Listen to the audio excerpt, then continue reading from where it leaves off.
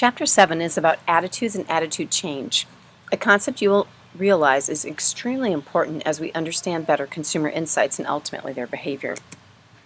Several learning and outcomes we'll focus on, and probably the biggest is just to understand what do we mean by attitude.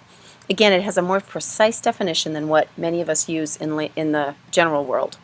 We're going to talk about the functions of this construct, and we're going to learn a few new theories. One is called the hierarchy of effects, and then the other one we're going to really kind of understand better relates to some of the attitude change theories like elaboration likelihood and social change. Finally, we'll determine how messages are really constructed and how that relates ultimately to it's the source of the effects and then how that will influence persuasion. So what is an attitude? Well, in our world here, we really define attitude as these enduring overall evaluations of something. So in other words, it's not this super fleeting, I like you or not. It's a longer term proposition. In many respects, we see three components to attitude. One is affect. You'll remember this one. Relates more to emotion. So this idea of I really like something. But with that comes cognition. So it's also this idea of, on some level, your attitude is a reflection of what you think about that object, in addition to what you typically do relative to that object.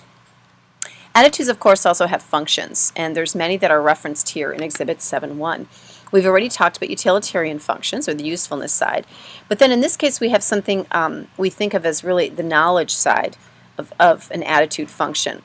So this just helps people understand and know what they are thinking about relative to that attitude.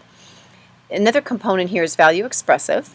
So this is just this idea that our attitudes are more than just fleeting, as I said. They also help us to express who we are, and they also help us to think about certain ideals and values that we have relative to our overall self.